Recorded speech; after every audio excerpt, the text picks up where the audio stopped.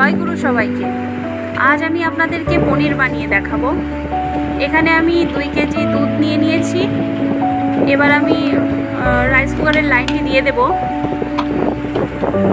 কিছুক্ষণ দুধটি উতলানোর জন্য আমি অপেক্ষা করব। দুধ উতলে এলে আমি একটি হাতা দিয়ে দুধটা নেড়ে নেব। এই যে একটি হাতার সাহায্যে এবার আমি দুধটা নেড়ে দিলাম। দুধটা উতলে গেলে যখন দুধটা উতলে উঠবে তখন আমরা সামান্য ফিটকিরি দিয়ে, পরিমাণ মতো ফিটকিরি দিয়ে নেবেন সবাই। পরিমাণ মতো ফিটকিরি দিয়ে আমরা ছানাটা কেটে নেব। ফিটকিরি বাদেও টক দই, ভিনিগার, লেবুর রস দিয়ে আপনারা ছানা কেটে নিতে পারেন। আমি সচরাচর ফিটকিরি দিয়েই কাটি। এই যে ফিটকিরি দিয়ে দিলাম, দেখতে থাকুন।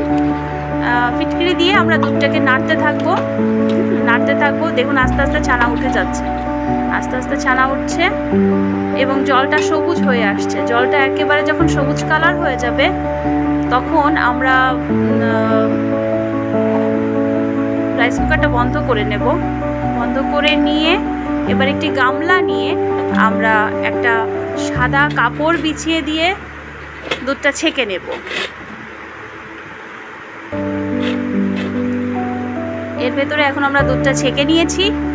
এই পর্যায়ে আমরা ন্যাকড়াটা উঠিয়ে নেব, কাপড়টি উঠিয়ে নিব এবং জল দিয়ে পনিরটি ধুয়ে নেব।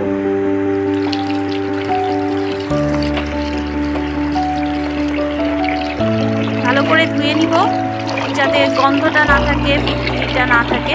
ভালো করে ধুয়ে নিতে হবে এবং ভালো করে চিপে যে কোনো ভারী কিছু দিয়ে আপনারা চাপা দেবেন। আমি সচরাচর শিলপাটা দিয়ে চাপা দিই। আপনারা যে কোনো ভারী জিনিস দিয়ে চাপা দিতে পারেন। এই যে এভাবে 2 ঘন্টা রাখার পরে খুলে নেবেন। এই যে হয়ে গেছে আমাদের পনিরটা। আমরা এখন তুলে নেব কাপড় থেকে।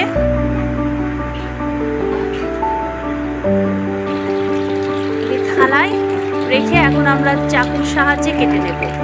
আপনারা আপনাদের ইচ্ছা মতন পনিরের পিস করতে পারেন, তাতে কোনো, যার যেমন পছন্দ, যেমন করে ইচ্ছা সেভাবে কেটে নিতে পারেন এবং এটাকে আপনারা বিভিন্ন তরকারির মাধ্যমে রান্না করতে পারেন, যার যেমন করে খেতে ভালো লাগে। আমরা পরবর্তীতে পনিরের বিভিন্ন রেসিপি আপনাদেরকে দেখাবো। আবার আপনারা যদি নিজেরা জানেন সেভাবেও করে ফেলতে পারেন। পনিরটা অনেক সফট হয়েছে দেখেন এবং খুব সুন্দর পনির হয়েছে।